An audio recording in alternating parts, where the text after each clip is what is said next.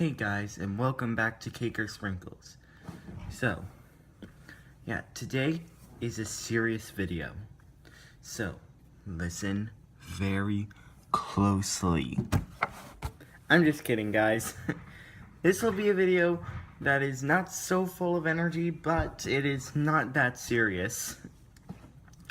So guys, today I will be doing something a little different. Today I will be doing the science show.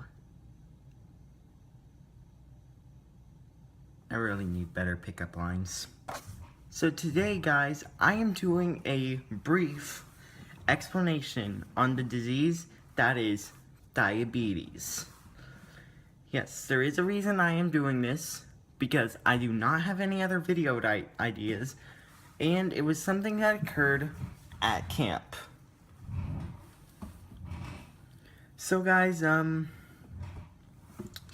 yeah, that pretty much just explains it, but I'm doing this video because, as one of my counselors said, not many people have a good idea on what diabetes is. So I thought it would be a good idea to explain it on a place where everybody could see and learn a little bit about it. And being a diabetic myself, who better to tell? So guys, let's get into this. So guys, diabetes is a very common disease, actually, that comes in many forms. The most common are being type 1 and type 2. Now, most people think that to be diabetic, you need to be fat, you need to eat a lot of sugar. No, that is not true. That is not true. You can be totally average, you can even be underweight. In fact, when I was diagnosed, I was underweight with type 1, and it's pretty much how my mom discovered it, is because, like, I was on the ground, very tired, and I was drinking way more water than I usually do. I was peeing a lot, and yeah, like, she's, quote unquote, "Your neck looks so scrawny, I was surprised your head could even support it." No, but like, you do not have to be fat to be diabetic. Diabetes is genetically caused. Both parents carry the gene, or it could even come from a more distant relative, like my grandmother. Yeah, and so it is diagnosed nowadays with a urine test, and you know what? And so you have something in your system called the pancreas. It is in your digestive system, and basically it takes the carbohydrates out of your food and turns it into energy that goes to, and it produces a hormone called insulin that goes with your carbohydrates. Now, blood glucose or sugars, they go into your cells and they make energy. So when your pancreas isn't working, you kind of end up just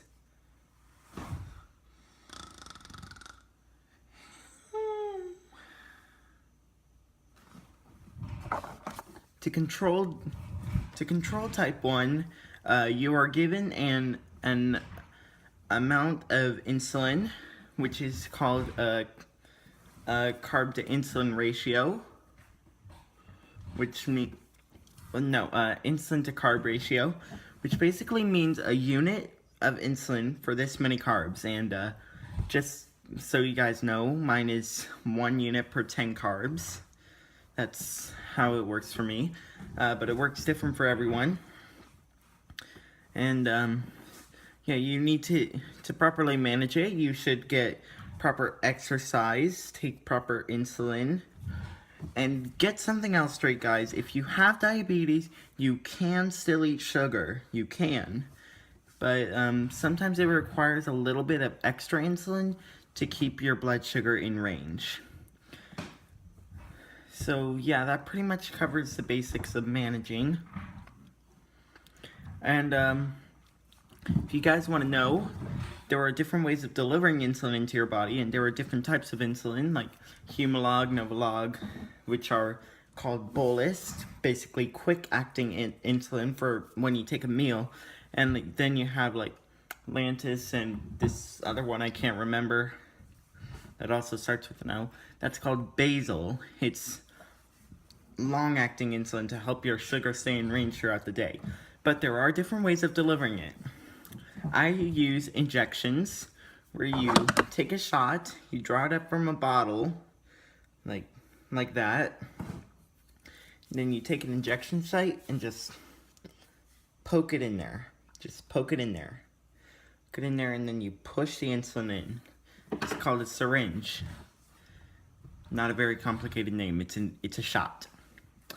But you can also use a pump, an insulin pump, which is a mechanical device for delivering insulin, and you set all the settings, how much insulin to give throughout the day, and and then it'll do the math for you. Okay, so if you set the basal rate to 0.3, then it'll give you 0.3 units of insulin every 3 minutes, and it'll even tell you how much you get throughout the whole day. It's pretty neat, really, but I prefer shots because it uses a lot of insulin.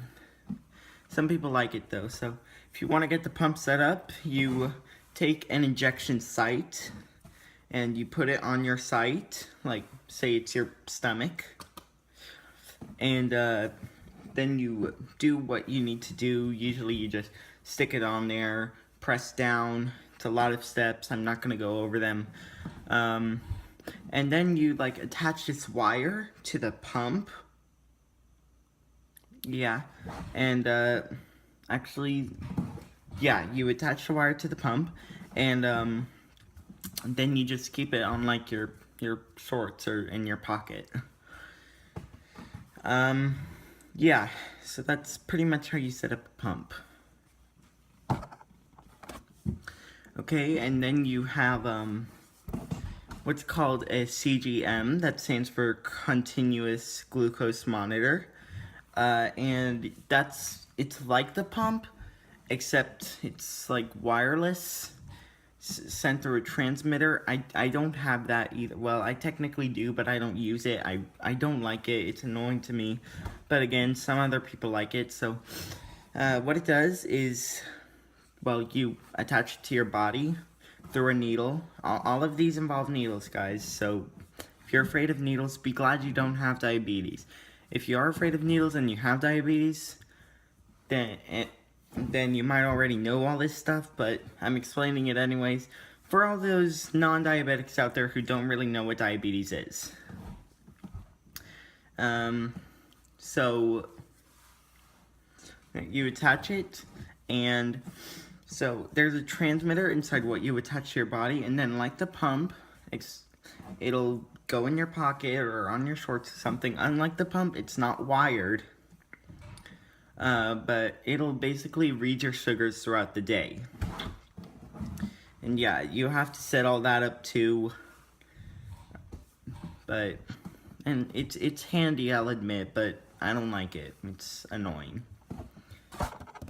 So type 2, I don't know as much, but so it's pretty much an opposite of type 1, but so how I like to define it is type 1 is dead pancreas, type 2 is lazy pancreas, which is what makes type 2 harder to manage, because you can't take insulin. You never know when your pancreas is going to produce and when it's not, which is why you need to watch your diet. Like in type 1, you can just eat any meal, take a shot of insulin and have it over with. But in type 2, you can't take insulin, and you don't check your sugar as often, so yeah, you really need to watch yourself with type 2, because if you take insulin and your pancreas produces insulin after you eat, then guess where you're gonna go? To the hospital. And literally, it doesn't even matter how small of an injection you take. If your pancreas produces at all, because it will correct for the correct amount, you're gonna go low, and that is a bad thing. So, yeah, that's pretty much type 2. See, okay, so here's why I think that people think you have to be, like, fat to have diabetes. Is because, like, people think that it's caused by eating sugar. But it's really not, guys. Like, it might stress your pancreas out a little bit and help, give you diabetes faster, but it's not because of the sugar. You have to have it genetically. It's all in your genetic code. All in your genetic code. You never know when you're gonna get it. You can get type 2 as a child, type 1 as an adult, but remember, guys, you don't have to be fat. But type 1, you're typically underweight, urinating a lot. And type 2, like, type 2 is generally diagnosed as being overweight, but that still doesn't mean you're fat to have diabetes. So just keep that in mind, guys, okay? So guys, thank you for watching. If you enjoyed this video, please comment down below saying that you did, and then like this video, and then subscribe to this channel, because that's the order you do it on this channel. And with that, I wrap up the science show. Caker, Sprinkles, peace out.